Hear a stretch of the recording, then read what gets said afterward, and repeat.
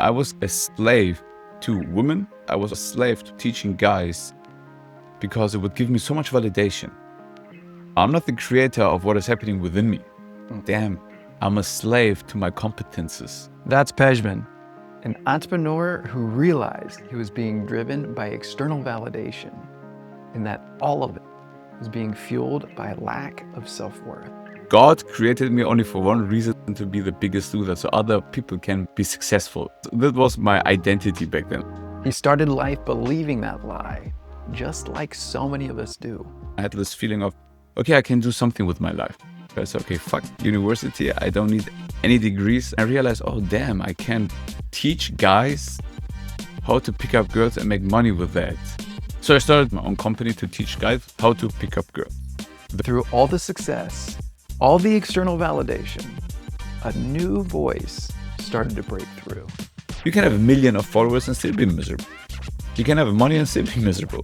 You can have chicks and still be miserable. That shows how addicted we are to our misery. Addiction is so big within us. He learned that the intuition whispers before it screams. It was like he's screaming within me. Listen to me, please listen to me. Fuck it, fuck it. My intuition would tell me, leave the fucking company, leave the fucking company. Because I've left the fucking company back then, the last years were very nice for me. In this episode, we'll learn how Pegman overcame lack of self-worth, how he handled the need for external validation, and how he finally learned to sit with himself. If you're not able to sit in silence within yourself, you're in bad company. Let's dive into life with my good friend Pegman and discover how intuition guides him every step of the way. Before we jump in, I want to take a moment to thank you for being here. This channel is small, but it's filled with high-quality people like you who care about growth, emotional intelligence, and becoming the kind of leader who's guided by intuition instead of noise and chaos. With everything happening in the world right now, emotional intelligence and being led by our intuition is more important than ever. If that resonates for you, just take 2 seconds and double check that you're subscribed. It really helps the health of a small channel like this.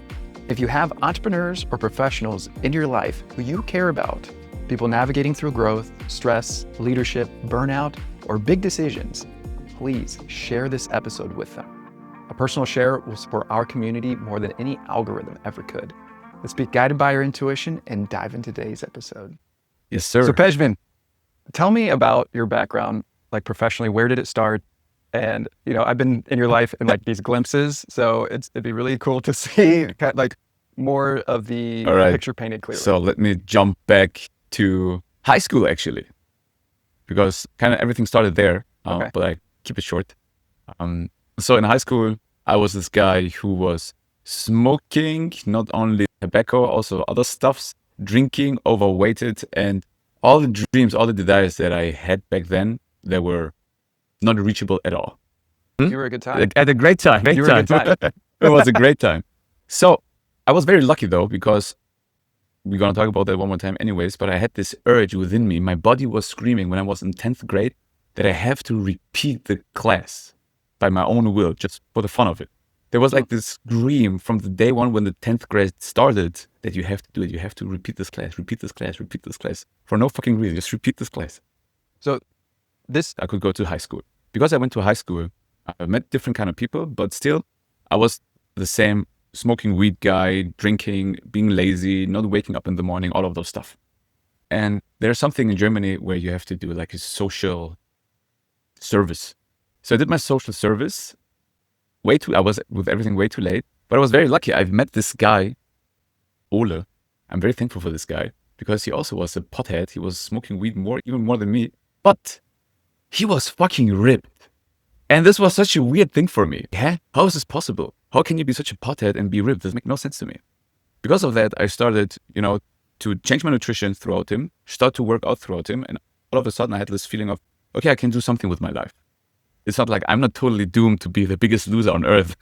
Because clearly that was my identity back then. Like God created me only for one reason, to be the biggest loser, so other people can be successful. Because in a world where someone is number one, you need a number two, you need the number three, and you need at least the last person taking the points. And that was always me in my head. So yeah. So I started to do the things that I want to do in life. One of the things was getting girls. Definitely. There was like, okay, I need to be good with girls and get all the girls that I can get my hands on. And at the same time, I needed money. I did different kind of things in the beginning of my career. I stopped to go to the university because I wanted to become better with girls. So I said, okay, fuck university. I don't need any degrees. I need to approach girls all the time. So you quit college, you dropped out of college, Yeah. so you could focus your Picking up attention girls. on Yeah, picking exactly. up women. But I needed money. Okay. I needed money. So because of that, I started to work in H&M at the women's section just to be around women all the time because I was so shy of women. You know, I was so afraid of women. I don't know how to flirt, how to speak with them. And I just realized the amount of women I need to talk to become good at it. It will be impossible for me to approach them on the street. So I need to be somewhere where they are around me all the time. So then I was very lucky. I could find this job at H&M, and then I worked there. All my friends, they went mad. What are you doing with your life? You're throwing your life away. You're just working at H&M and doing nothing with your life. You dropped out of college just to do what? Because I didn't told everyone. I just told my best friends, okay, I'm actually H&M just to pick up girls and to become better with girls. Even my best friend back then thought, okay, he lost it. He fucking lost it. And yeah, from there, I started to become better with women. But yet I also wanted to make money, and the urge of having like a certificate or degree was also there in my head. Like I need to have the degree and certificate. So that's why I started to become a salesman for insurance. 3 years of trainee, and every day I hated it. Fucking every day I hated it so much. Yeah. But I thought, yeah, I have to finish something, right? I have to finish something. I need a fucking degree. Otherwise you're lost. Yeah. Those 3 years of trainee and then 2 more years of working as a profession, I hated it so much. So in that time, I had a little passion, which was not only girls, also doing magic. So I started to work also as a magician at the time when I was in the insurance company. While I was working as a magician, that was a word. While I was working as a magician, I've met people who liked how I flirted for some reason. You Yeah, went on mute. I can do it like there this. we go. There's your magic trick, talking about it. Okay, now it's no, doesn't work anymore. So yeah, because of my I got into you got into magic, and magic. because of my magic skills and approaching people and entertaining people, I've met other guys who were very interesting in my social skills, and they asked me if I would like to coach and help them coach the clients to be better with women. And I said, yes, let's try it out. I don't mind. Let's try it out. And then I realized, oh, damn, I can teach guys how to pick up girls and make money with that. And I can keep picking up girls and be better with girls and just teach, and I don't have to prep anything. I like that. You know, I don't have to prep anything. I just can come as who I am and do my work. So I started to become a coach. I'm from salesman to magician to coach. And Okay. Well, salesman at H&M. yeah, exactly. then Salesman, of H&M, insurance. Okay. Yeah, I don't want to skip your favorite part. Please not. And I was working also as a bartender, meanwhile, somewhere a little bit down the line. Yeah. So yeah, from that to as a coach for guys who want to become better with women. So in 2018, then I left Germany, moved to Cyprus. I founded my own company there, started my own company to teach guys with a bunch of other guys how to pick up girls. The brand still exists. In 2021, I left the company. I got my shares and I went out because I couldn't handle the environment anymore. I wasn't like, that's not why we started. It was just fun in the beginning and it was exciting. And all of a sudden, everyone wanted to make it very super professional. Okay, we have to be a little bit more serious, more this, more that. And I think, guys, we're picking up girls. This is our profession. You really want to be professional? Yeah, come on. It's a fun thing to do. Playful, exactly. playful. I tried to put the playfulness back in, but nobody wanted to hear it. Nobody wanted to do it in a playful manner. Now, at this time, you are working with Germans and also Germans are your clients. Yeah. So I understand why they weren't focused on being playful. Yeah, I mean, otherwise I would have no profession. I couldn't do money because I like to be funny and have fun and be entertaining and playful. Yeah. You're the balance. You're the playful side. They're like, let's actually take some money.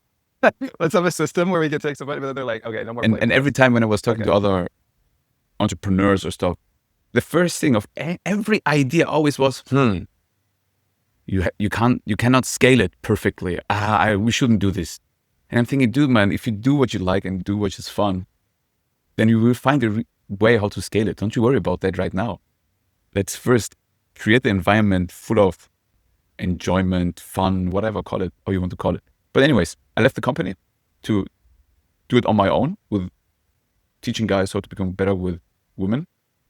I did it for 2 years on my own, which was very successful.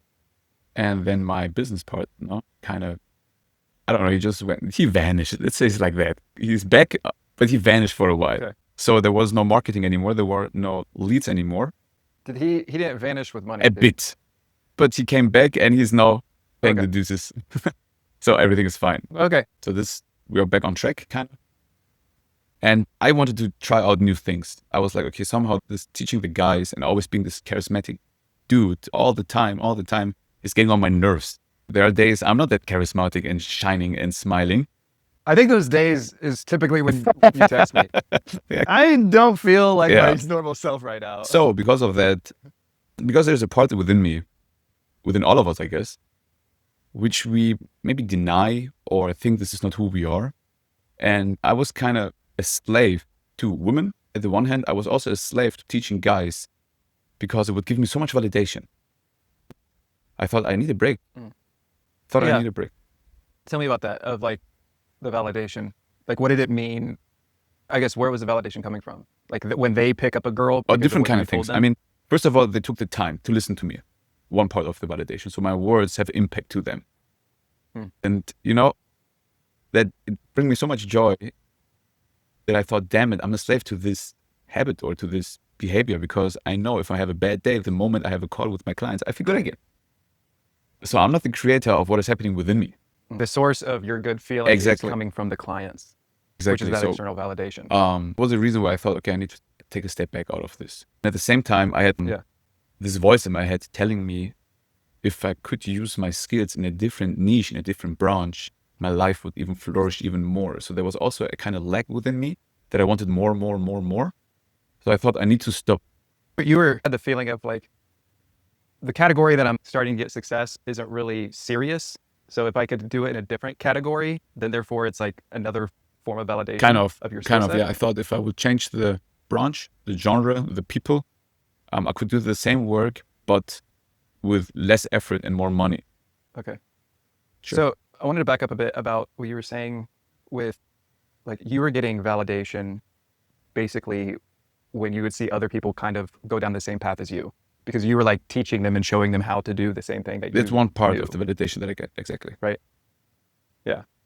Because I felt that validation before where I would like it. I actually felt, so there was a personal Yeah. development course that I took, and I would get Yeah. other people to take it. And I felt that I had this like validation of, if I go down a path, if other people go down the same path, then now I know it's the right path. And I had this like thing of like, I needed this confirmation, this validation of other people that I was going down the right path. Where I want to take a class, I don't need to get 10 other people to take the class. Can I just decide if I want to take the class, then take the class? If I want to do something, I don't have to get everyone else to go down the same journey as me just to validate that because you're right. Now, in the same situation as me, the source of confirmation that my path is right is coming from other people. Yeah. I'm not the source. And it sounds like it was a similar sense where you're actually like creating this source. It was almost like a cage to bring you validation. It is. Validation cage. I mean, I remember how I told my buddy back then, or even just recently, damn, I'm a slave to my competences, because I realized. Ooh, I'm a slave to my competences. Yeah. That's a good one. And now it's about to accepting it for now. Like, okay, accepting it as it is. So I'm a slave right now to that. I took a big break. I mean, for a year, I wasn't doing much regarding to, I was in Cape Town, but I wasn't in the city center where the people are, where the party is, where I could flourish. I took a step back. I was at Big Bay, a little bit like 30 minutes, 40 minutes away from the city, and being a little bit more in solitude and enjoying my aloneness to see, okay, what is this guy made of? Do I really need this validation to function? Do I really need this environment to function? And after a year, I came to the conclusion, yes, I do. Yes, I do. But it's not the validation anymore. I like to serve other people. I see that I flourish in a different way. The environment that you need in order to flourish is what? Definitely, I need to be in contact with people. I need places which are vibrant. Whatever vibrant means. In this case, let's take some examples. right now I'm in Berlin. It's a place which is vibrant. If I would be in Paris, it's also a place which is vibrant. Okay. Cape Town is a vibrant place. Okay. I can't stay in solitude and loneliness for long periods of time. I mean, we are both passionate meditators. I don't mind. I also go into silence retreats by myself. I have no issues to stay within myself for a longer period of time and to be in silence. Not at all. I like that. That's a very important skill, I guess, for every human. And yet I see the way I approach myself and the world is in a bigger service for myself if I stay in contact with people. Yeah. So I hear that for you to flourish, your environment needs to be, what'd you call it? Vibrant. Your environment needs to be vibrant. Now, the thing is, you did this pickup artist journey, then you take a year off, and then you're basically kind of in like solitude. You do this pickup artist journey, then you do a year break, and then you're coming back to getting off this break of solitude. Do you think before and after the year of solitude is different? Yeah. Like you needing a vibrant community or city to live in, but is it, to me, like seeking a vibrant city is different than I'm dependent on other people's validation. But it's not like I need the validation. I just realize small things, they serve me so much. Small things. I'm walking into a cafe, to a bar, to a restaurant here in Berlin, for example, right now, and having my chit chat with the people and making people smile and asking about their business or whatever brought them to this place, and having the opportunity of small impacts, to receive small impacts and also to give small impacts to people. I really like that. I really like that. And it does something to me.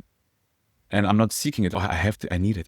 Let's go. Oh my God, without this, I'm nothing. I don't have that anymore, luckily.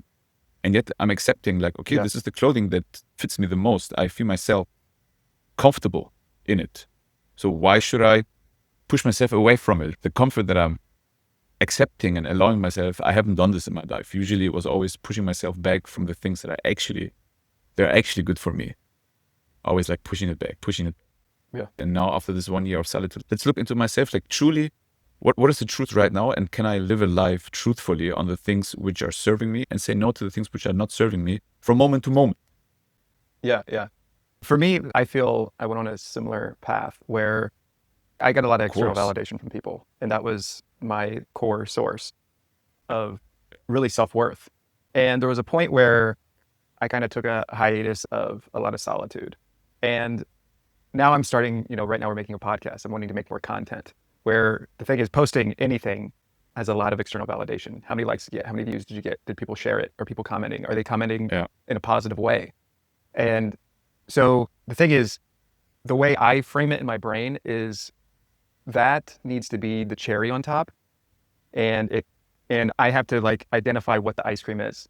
No one goes to an ice cream shop for the cherries. No one's ever been like, there's never been like a famous ice cream shop for the cherries. Now it's okay to have the cherries, but if the cherry is so giant it's smashing the ice cream, you just ruined the whole ice cream.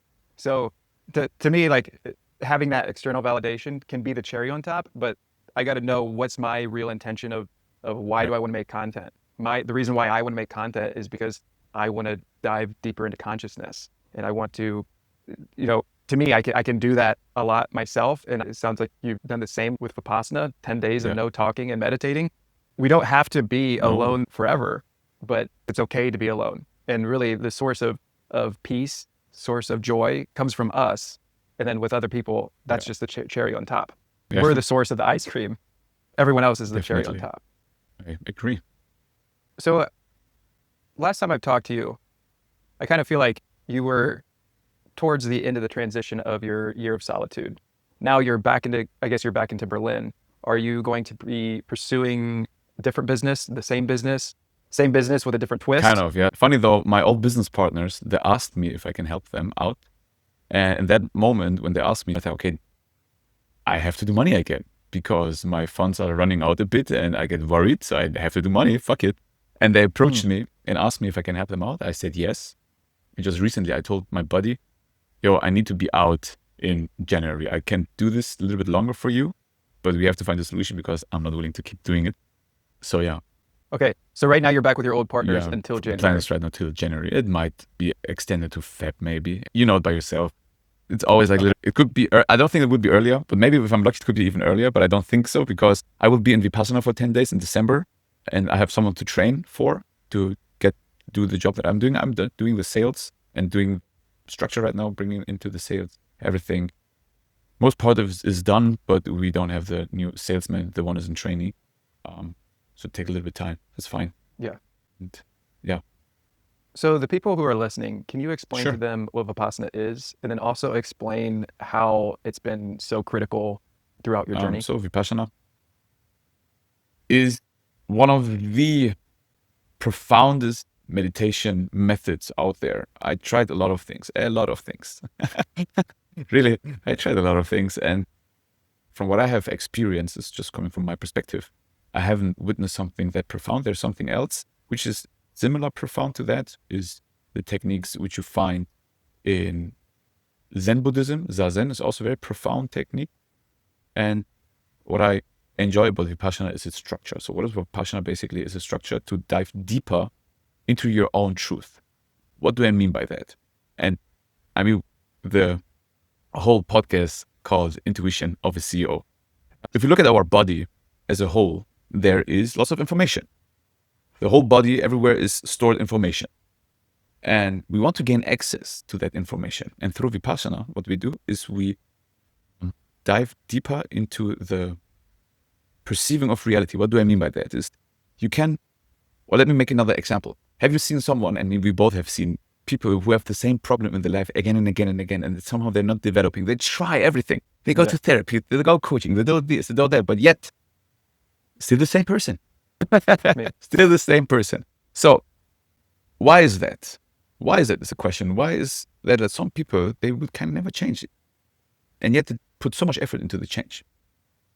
Because we have different layers of reality or different depth of reality. We have one reality, and yet the perception of reality is so different from creature to creature. Now, we can see each other. You can see my beautiful skin. I can see your beautiful skin.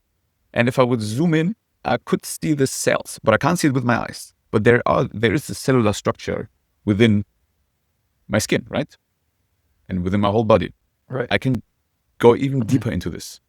After the cellular structure, I don't know, I'm not a scientist. I don't know the right terms, but you can go deeper. After the cells doesn't stop there. It goes even deeper, right? Then the molecule will come, the DNA will come, whatever. Right. And we all know it will end at the atomic level. Sooner or later, we will come to the smallest particle, which is there. And everything is made of atoms. And yet you can see it, you can touch it, you can breathe it. You and me, we are made of the same material. We're the same thing, but we look so different. And this truth, we can experience this truth within us. The atomic truth of our nature, we can experience this. And yet you don't have to experience this truth. The beauty is, if you try to experience this truth within you, you need lots of awareness and lots of equanimity. That's the English word for it. Equanimity. So you need to stay equanimous. Yeah. Equanimous. Yeah. You need to stay kind of balanced within yourself and observe systematically, deeper. And everything which comes up, something good or something bad, you sense something nice or you sense something unpleasant, stay equanimous and just observe it and keep going. And by that, you come deeper. You can experience the atomic truth within yourself. And by this attempt, you get free from issues which are beyond thoughts and emotion, because atoms are beyond thoughts and emotion. And it's such a beautiful technique to liberate ourselves. It needs work. It's not a thing that you do just at the weekend, like Tony Robbins event. Yeah, nice. And we are all hyped. It's a thing that you have to do day by day, moment for moment. But it's beautiful because you get access to wisdom within your body, which was unlocked before. And even your perception of life, of yourself, changed in a way. For me, it was beyond my imagination what it gave to me. The freedom it gave to me, still gives to me, is beyond imagination. How we end up here? Me talking about Vipassana. Yeah. Well, explaining Vipassana. Also, explain the structure of it. So, yeah, it's a beautiful technique, and everyone should try it out. Just try it out 10 days, and you will see how your mind is. Because if you are not able to sit in silence within yourself, you're in bad company with yourself. And yeah, it is true. Yeah. Lots of people tell me if I had to sit alone, people who are listening, it is 10 days, no talking, no phone, no reading, no dancing, no writing, no workout, Wi-Fi, nothing. No eye Yeah, no contact, dancing, no no eye touching. contact. There's you you are with you for 10 days. And I think they're scheduled Yeah. almost 11 hours of meditating each day. And what people say is if I had to do that for 10 days, no talking to anyone, I would go crazy. And I'm like, that's kind of a red flag.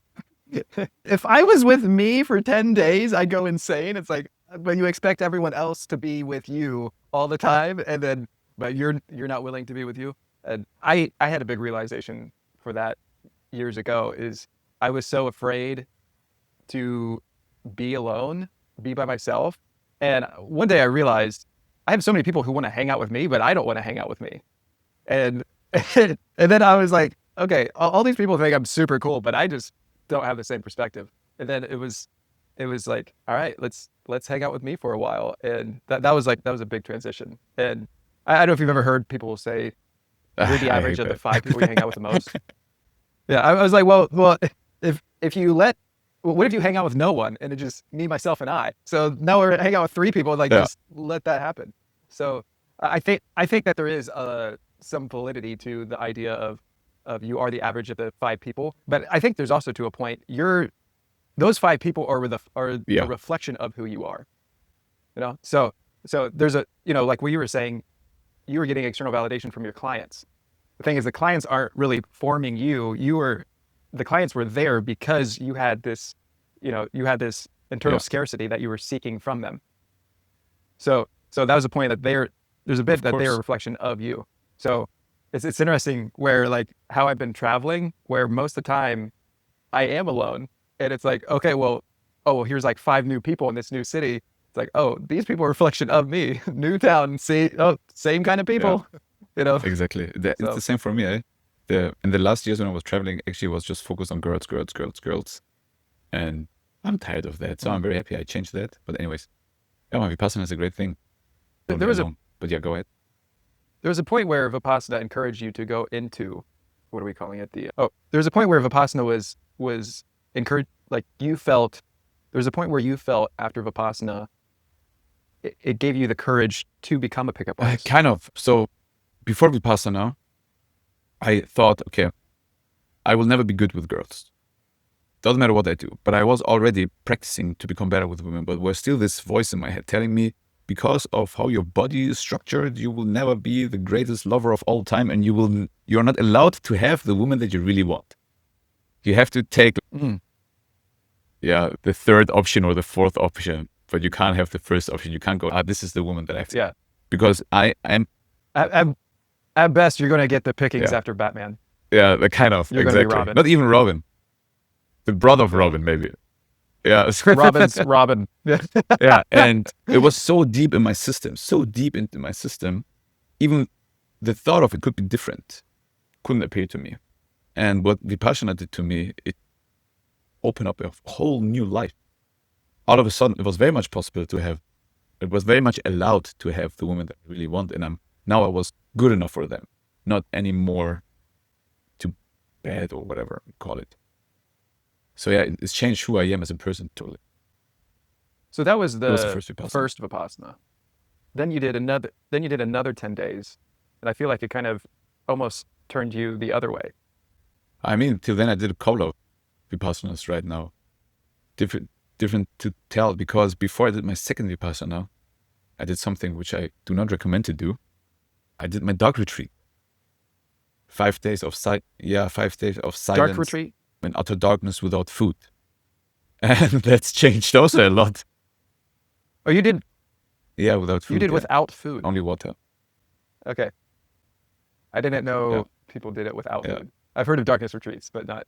Basically, you're just in I was darkness 5 for days, 10 exactly 5 days, days, 7 or days 5 of no food, for your. 5 days of utter darkness, blindfolded, but yeah.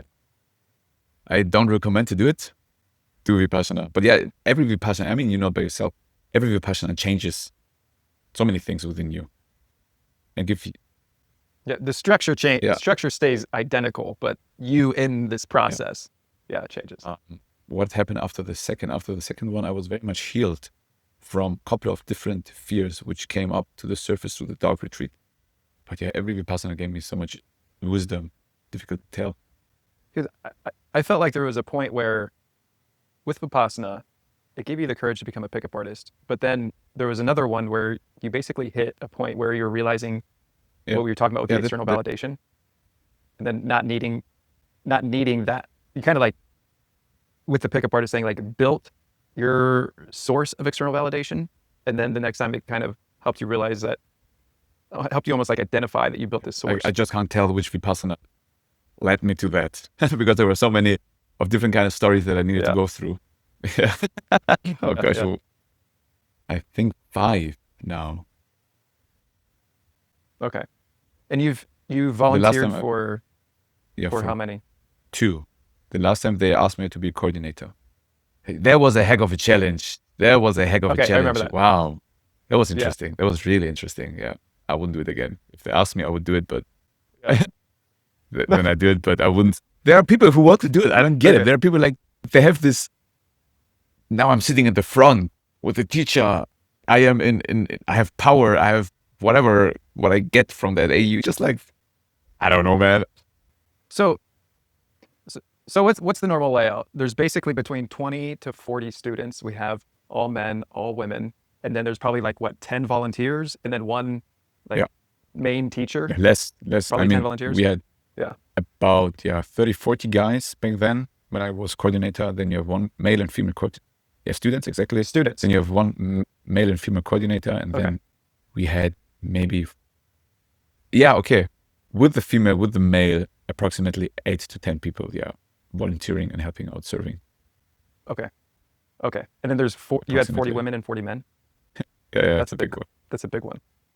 The one, so I've sat total of 4, and one of those I was a volunteer, and that was in India, and that was rough because we didn't have to cook. They catered all the food, which helped a ton, but there was only me and one other male volunteer and then 2 female volunteers. And it was like, there's a lot of work that was going on. And in India, there was just like crazy things that would happen that I would just never expect. Like one time there was a snake like in someone's room, or when everyone was meditating, like, you know how when you're sitting in the front as a volunteer, you're kind of like keeping an eye on people. And like if someone like gets up and leaves, you're supposed to go talk to them, right? So you're kind of like listening for other people. I swear to God, this one time, like we're all in this hall meditating, and it was a smaller group. There's probably max 30 people, and there's probably at least 10 to 15 like baboons running through the hallways, like monkeys. I was just like, they kind of give me the look like, hey, go check it out. I'm like, what do you want me to do? Like, I'm not from India. Like, I don't know what to do with monkeys. And they were like going through people's rooms, like trying to steal stuff. Wow. I was like, I could try to scare them away, but yeah. That's crazy. It's crazy stuff. Yeah. So Pegman, tell me about, throughout your journey through high school, overweight, smoking weed, getting into Vipassana, being a, what are we calling it? Actually, I don't like the term, but you can call me. And then also, because I wouldn't consider myself. Okay. Yeah. Okay. Well, now where are you now? What would you, I guess, identify as, or what's the direction that you want to go? So I started a dream that I had for a long time. I have lots of compassion and love for women. That's why I wanted to pick up lots of girls, of course. And at the same time, I was tired of it, that I don't have the connection. I don't have the impact, and long-term relationships are not happening because of the way I live. So I wanted to change that. And I started to work with women. It was a thing that I wanted to do for a long time. And this is something that I really enjoy. It's very nice. So I approached a couple of female embodiment, whatever coaches, and asked women if they're interested that we help their women together. So I can bring in the male perspective from a side where I help thousands of guys to become better with women, not only in a sexual way or in a pickup artist way, just to pick them up, to build lasting relationships. So I know all the issues guys face, and I can help with that. And on top of that, I can help with everything what is needed for presence. I mean, I meditate twice a day as you, everywhere if needed. I don't mind. Yeah, one of the weird moments I remember was at a festival. I just said, all right, it's time for me to meditate. Can I have the car keys? I'm going to sit in your car and meditate. Or at the airport, if there is no prayer room, I'm going to sit on a toilet and do my meditation there and sit down. And They once arrested me even for meditating in Dubai when I was sitting at a mosque. It's not allowed to do what you're doing here, only praying to Islam. And they took me away, but then they let me go. So Oh. you couldn't just sit in silence? Because back then I was doing my Okay. my little bit other practice. So they were seeing that this guy is doing something which is not in the Islamic tradition. Yeah. Okay. Yeah. Okay. I almost got arrested in Dubai, but that was for, I went running with my shirt off at like 2 a.m. I know that Very you have different. this thing for running Okay. shirtless to So- see how long you can run without your shirt till someone is saying something to you. Yeah. Yeah. So, okay. So I guess now would you consider yourself more focused on coaching No, for actually, if communication? I would give it a name, if I would give it a name, right now the name would be stepping into, what was the word in English? I thought about it. Give me a sec. Stepping into the wisdom of your body. What's the, Stepping into the wisdom of your body. okay. And yeah, Okay. because I think every wisdom is within us and Yep. we just need to be able to step into it. Okay. To know what to do. Okay. And you feel that like that's really supportive and critical In everything, in yeah. relationships. In every decision making, and right now Yeah. the women that I work with, they want to come out of the insecurities regarding to their relationships. And the most important thing to step out, what I see right now, to step out of our insecurities is to step into our truth, which is there from this moment, to know our boundaries, to speak out our boundaries, to deliver them, but not in a harsh manner, in a loving, caring manner. Okay, this is a boundary. This is good for me. This is not good for me. This is what serves me. This doesn't serve me. And yet, it's not that easy, because if your body and if your mind is, you perceive weird things that you think Yeah. that's good for you. And it's not easy, because we all know that Coke is not good for you. And yet we think we should drink it for some weird reason. And people drink Coke in the morning, in the evening, in the night, and they're wondering why they're so overweighted. But it's so good. The taste is so good. So realizing what is good for you on a level beyond your conditioning, and then stepping into that truth and getting the steps how to speak it out and how to live it and how to embody it. This is what I do with women. This is what I do. And I started also do with guys back then when I was coaching them, because the communication skills, actually you don't need really much communication skills if you're truthful. Yeah. Yeah. I guess it's really not about like communicating with the other person. It's more of like of a reflection thing of you being, aware of what you're saying, like the truth in your body. Yeah. That makes sense. So throughout your journey, tell me a story about when you listen to your intuition. Yeah, the one is definitely, which I mentioned in the beginning, that I need to repeat the 10th grade. Without repeating, actually, that's very funny. Okay. Well, what ended up happening with that? Yeah, You because repeated the 10th yeah, grade and you because met, what was that? So when I started the 10th grade, there was like a scream within me. You have to repeat the 10th grade. You have to repeat the 10th grade. You have to repeat the 10th grade. And I was like, all right, what the fuck? I'm going to repeat the 10th grade. It makes no sense at all. But it was like a screaming within me. Like, okay, fucking every day. It went on every day. Like, no matter what happened to me, oh, you're going to repeat the 10th grade. You're going to repeat the 10th grade. Okay, you're going to repeat the 10th grade. My parents, there would be such a shame for them. What? He's repeating the 10th grade. He's stupid. But I needed to do it somehow. Because of that, that's so funny. Because of that, I've needed to change the school. Because I've changed the school, I've met new people. I've met a specific girl who introduced me to a book. This book, I wanted to find it again a couple of years later. This book led me to another book, which was by doing the research for this book, I found another book with the title, How to Get Every Girl That You Want, No Matter How You Look, something like that. It wasn't German back then, right? The title. But it was a book. And this book, it changed my life. Oh my God, this book, wow. It changed my life. So if I wouldn't listen to this voice, which was there very strongly, we wouldn't met. I wouldn't sit here right now. This is definitely one time where I listened to the strong voice. And there are lots of times where I start to listen to it. Going to Cyprus back then in 2018, okay, fuck it. Or I remember how I've met this guy who invited me to coach with him, guys. I remember how I met him. I met him because he was organizing like an event, which I've met online. And I told myself, there was like this voice in my head, just do it. not in my head, like my whole body was screaming, go there, go there, go there, go there. And everything would officially would say, do it, don't do it. It's not the type of thing that you would like to do. Somehow there was like such a strong thing. And if I wouldn't have done it, I wouldn't met him. Again, we wouldn't sit here. I wouldn't create this company, everything. And every time I was with him, or when I have to leave the company, there was also a thing. It wasn't rational. There was like this calling, dude, man, you have to leave. You have to leave every moment, every meeting. And every time I tried to suppress it, it's just become harder and harder to me. Sit there in the meetings and talk to them. Because there was a voice in my whole body screaming to me, leave the fucking company, leave the fucking company. Because I've left the fucking company back then. The last years were very nice for me. Even the year of solitude that I could allow myself to take a step back. You know, I would never could be able to first experience how impactful I am as a human to my clients when I'm working on them without other coaches. It's only me. At the one hand, it gave me validation, of course, but on the other hand, it showed me, dude, man, you are impactful. What you do is great. You have great results for the clients. The clients could go whenever they wanted to, but they stayed for 2 years. I mean, it's not an easy accomplishment that people stay in the coaching on a free will with the good and the bad days with you for 2 days straight through without that you do a next pitch and a next course and the next issue. Just like very easy going. We do the next steps, which are necessary.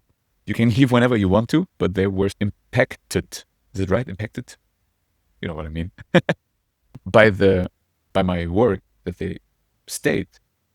It was great. Without that, I wouldn't have the backbones, which I have right now to say, all right, I can also help women and I can help people in a different way more than I thought.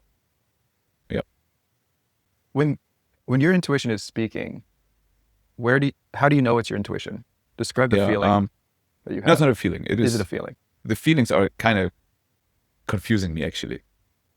I find feelings very confusing because you have a nice feeling and what happens? I mean, you know it, but then the craving of the nice feeling will arise. Oh, more of the nice feeling. And you're willing to do things which you maybe should not do. Then the feeling arises of something unpleasant. Then you go, I don't want this. I don't want this feeling. And you miss parts that could very serve you. So for me to step into my body wisdom or intuition is definitely by silence. First thing is always silence before I took a decision, before I make something. Doesn't matter small or big. I allow myself to take the time. I breathe in. And where I found my wisdom is the strongest comes up is at my belly. Could be for someone else, somewhere else. I don't know. I just can't talk for myself. But to step into that, I need silence. If I'm thinking too much about it, not going to work. If I write down about it, not going to work. If I try to avoid it, it's not going to work. I just need to sit. And it's very fast, actually. It's very fast. If I sit down for a moment, I mean, I'm practicing this every day, 2 hours. So it should be a little bit fast by now. You said you feel it in your stomach? Yeah. Okay. Because I don't know if you know this in English. Yeah. We use the term gut feeling. But it's sometimes, it's more like a voice which comes up for me. Because the feeling can be sometimes very uncomfortable. So if I let it be there, even with the uncomfortable feeling and the sensation, which I interpret them as discomfort, if I stay there and just observe and wait, especially the waiting, then like a yes or a no comes up within me, like a very clear yes or very clear no. And if I can't step into it, if I can't get a yes or no in that moment, I postpone the decision. And if someone wants me to take the decision now, it's not possible. I'm not taking the decision. The answer's not coming through. So you just not yet. Yeah, not yet. So I heard somewhere. So I feel that a lot of times our intuition is speaking, but our anxiety is too loud. So really, people say, "Well, how do you hear the intuition?" So the idea isn't really hearing people think, "How do I turn up the volume of the intuition?" Where it's like, if we're at a restaurant and I'm trying to talk to you, but you can't hear me because the music's too loud, I shouldn't get a megaphone. You should just ask to turn down the music. You know, isn't that be crazy?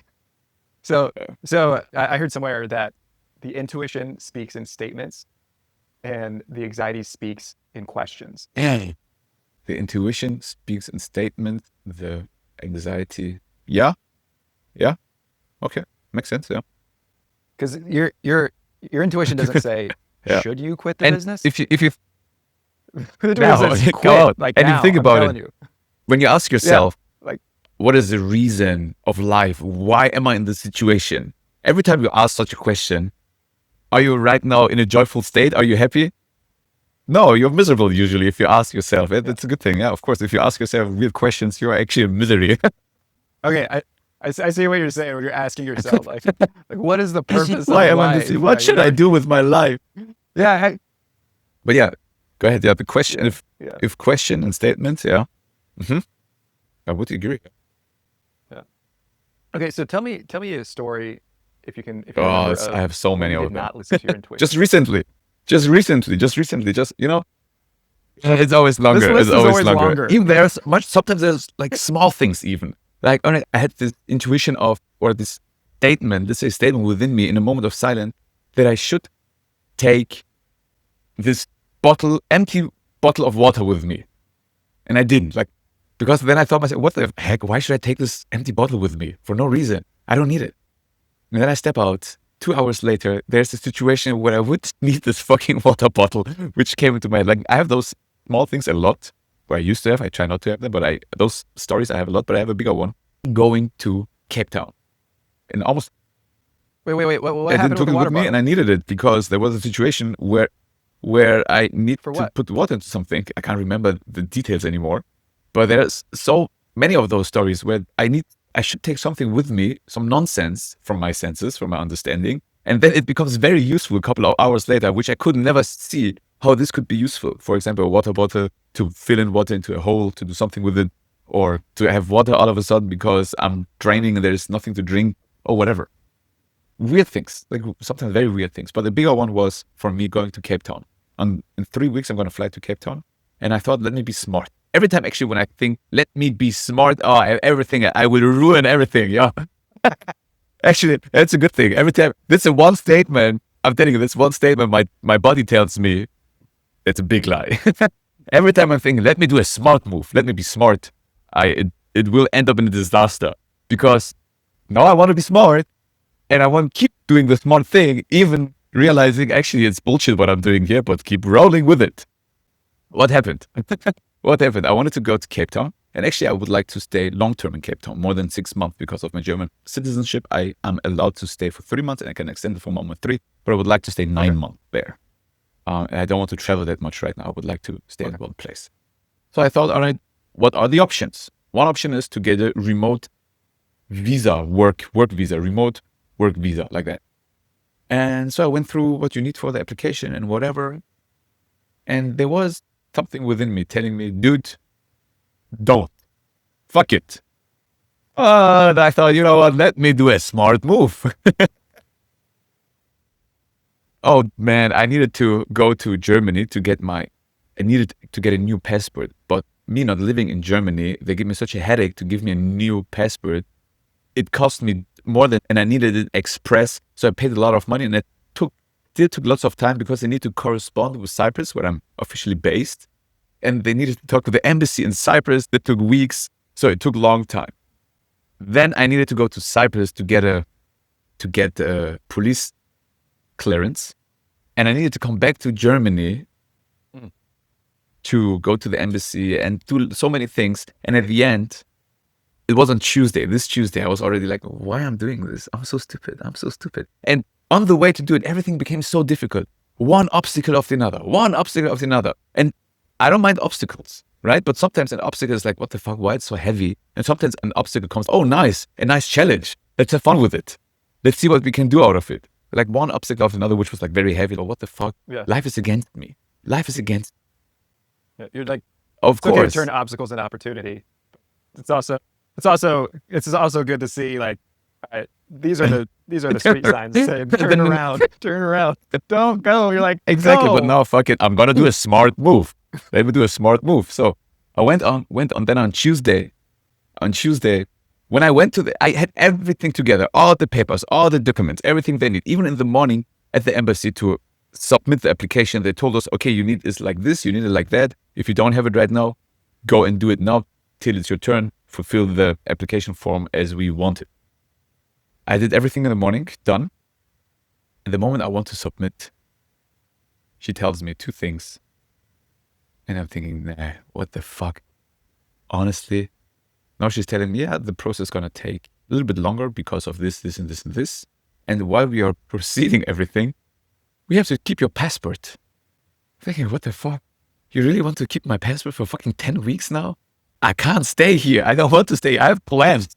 This is not working for me. Shit. And then she told me, besides that, you have an online bank account.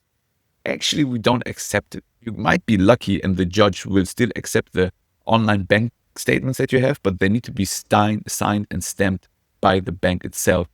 And actually, we don't accept for your submissions, but you can be lucky.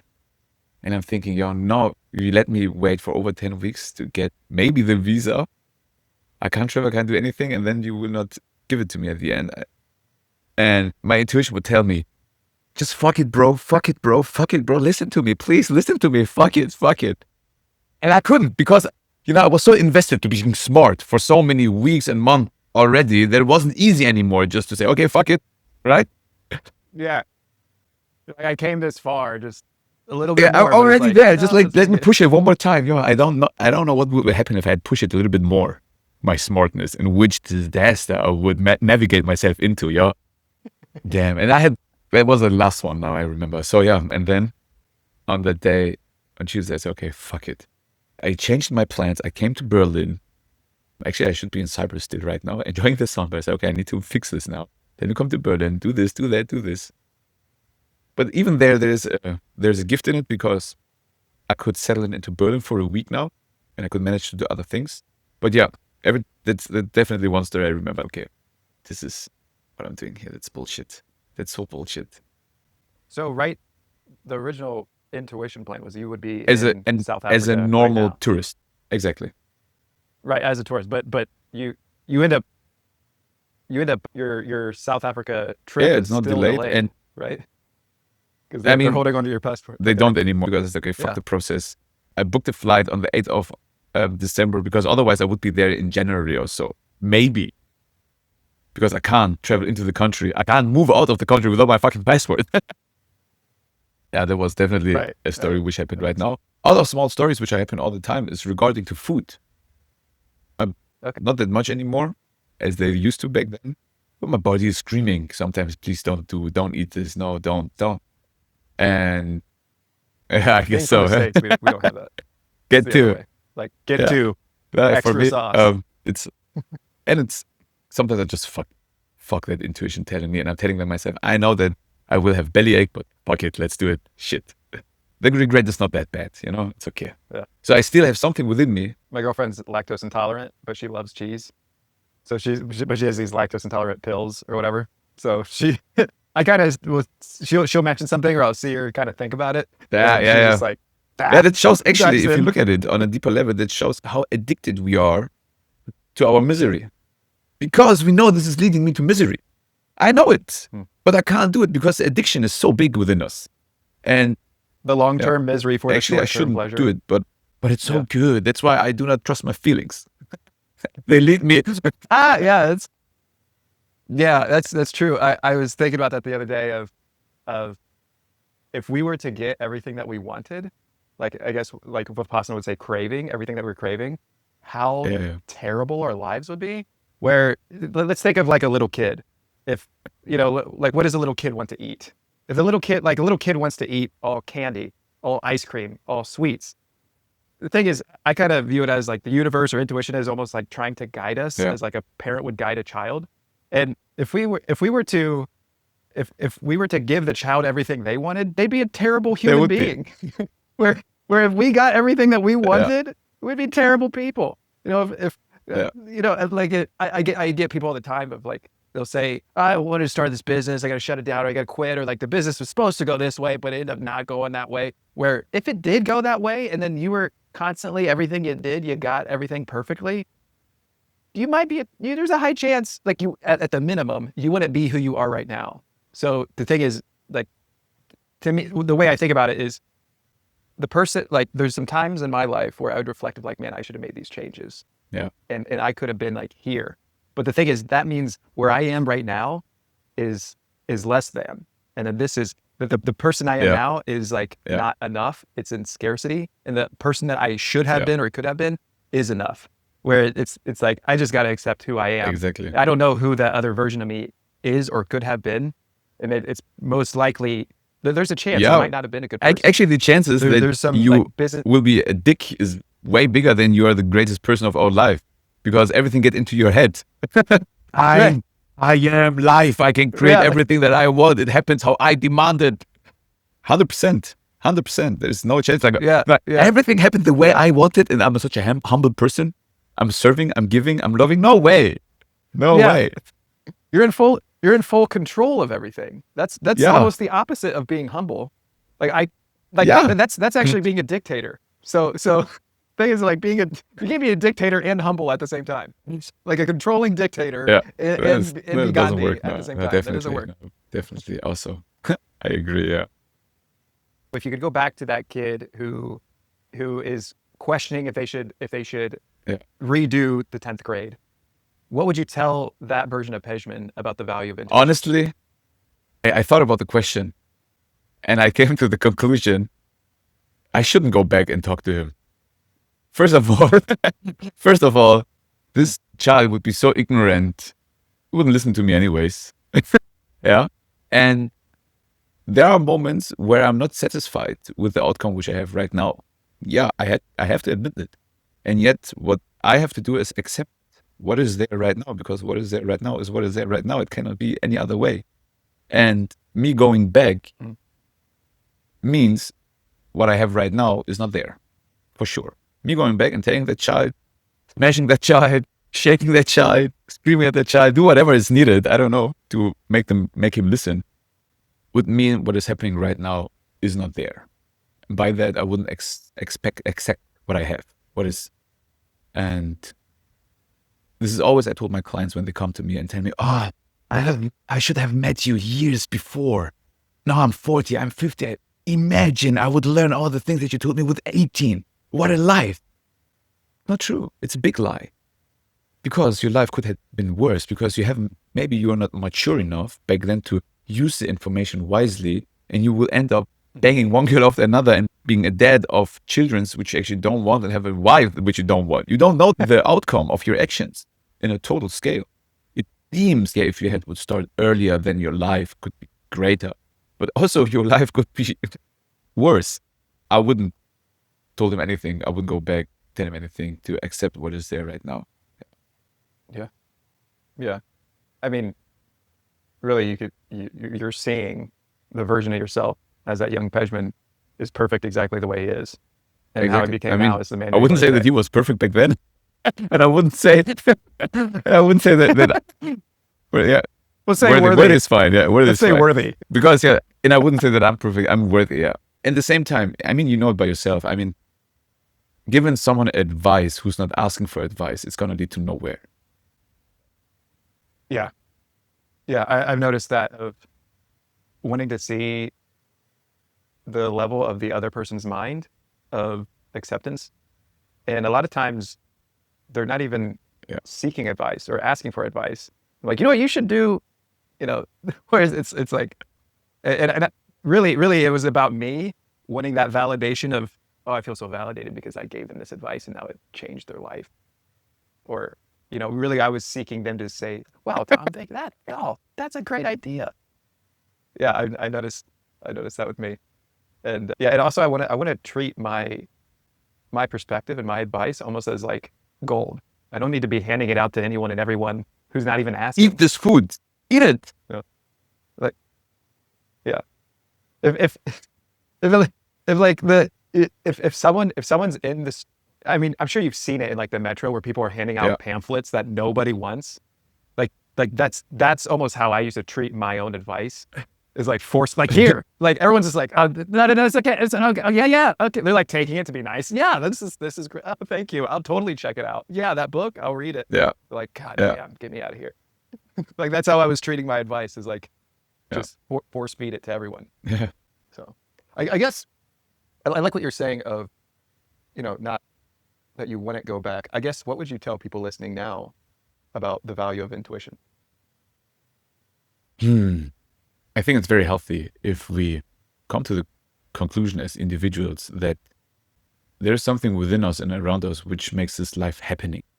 Our heart is beating without our doing. Our breath is coming and going without our doing. We don't know when it will end. It will end sooner or later, for sure, for everyone. That's guaranteed. And yet there is a wisdom, there's an intelligence within us, which makes our life running. And there's an intelligence around us, which makes our life running.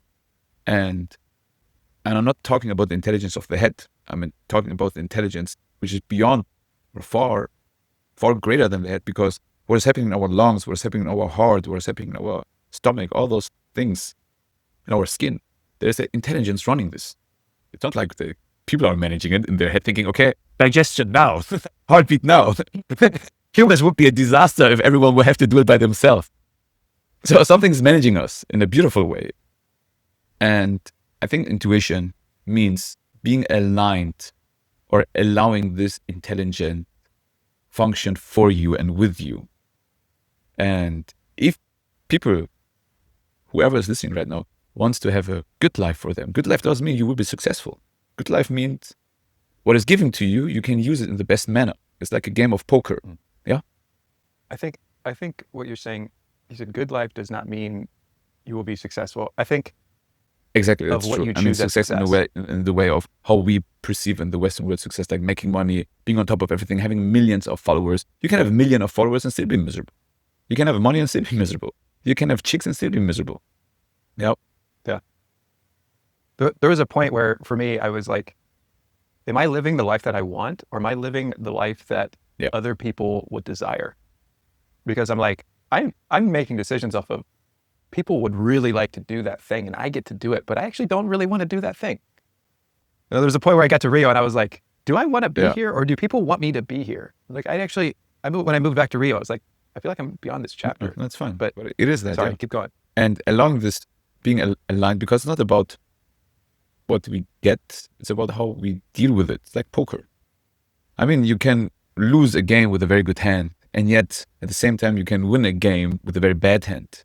So it's about what you make out of it. And intuition means listen to the wisdom of the body, because the intelligence, the information, the data that the body is carrying around is much more than the data in the head. For that, lots of things are needed. You need to be good to you. You need to do the right things for your body, for your mind. In terms of, honestly, nutrition, movement, all those things are important. Because if your body is not at the capacity where it has to be as a human body, then the wisdom of your body or your intuition is blocked for sure. And putting hell in front of yourself is like an important thing. I think this, if someone wants to tap into his intuition, like truly looking, is this body healthy? Is this mind healthy? If not, okay, let me do the things which are needed to make it healthy. By that, automatically your intuition will become stronger and stronger and stronger and clear and louder. And I think the life that we all can live is great with intuition, or with body wisdom and with it. Okay, so what you're saying of I was asking about like the shift in the direction of your coaching was like with the body truth, or would you say the body wisdom? Really, that is kind of your body tells you all the time. We have never learned to listen to it. And I think one great thing, that's why I'm a big fan of Vipassana, can really help you to first clean up all the nonsense which is stored within the mind and the body, to be able to step into the wisdom of your body. Yeah. On a daily basis, of course. Yeah. Even small things, I remember just a small thing popped into my head, because everyone knows that. Everyone knows that. How often did you step into a restaurant and actually there was an impulse, the idea, like, I should leave this place again. I shouldn't eat here. But now I'm in the restaurant, okay, let me sit down. Or you go somewhere else, like something similar, where you go into it like, nah, I should go out, but I don't want to, I don't want to make people feel uncomfortable because I leave again after I read the menu. And I ordered already a water. Read the menu like that. And I already, let me just sit here and let me take a dish. How bad could it be? And okay, fuck it. And you wreck yourself kind of like, fuck what I'm doing here actually. And this is your body telling you, dude, just allow yourself to go out. And then there is, again, the boundaries and truthfulness, all those things come into place, which sounds so easy. But yet I find it very difficult to be truthful from moment to moment. I think this is the most difficult thing that I have so far practiced on as a human, to be truthful from moment to moment to moment. But I think it's a great thing. Yeah. Insecurity. Yeah. Anyone listening, what would you like to tell them about Vipassana? If you want to experience what it truly means to be human, then you have a tool to try it out. And if you're not willing to be a true human and find out what that means for you, then it's fine. Don't do it. Yeah. Cool, man. Cool, Thank man. you so much for Love the it. time and the opportunity. I really appreciate that. Yeah. I'm excited to see how your stuff unfolds with South Me too. Africa. Yeah, Sounds like you'll get there sooner or later. Wasn't that amazing? I get so energized by conversations like this. Thank you for liking, subscribing, and sharing with those who you care about. It's one of the easiest ways to support a small channel like this. It helps us reach more leaders like yourself who want to grow in emotional intelligence and intuition. Before you go, I'd love to invite you to my Saturday newsletter, a 5-minute weekly read to sharpen your intuition and strengthen your emotional intelligence. It's where I share all my deepest insights, both personal and as an entrepreneur. Click below on the top link in the description. Let's keep this momentum going and check out this next episode. It's one of my favorites, and it's the next step in your growth journey. Just one click away. I'll be there waiting for you.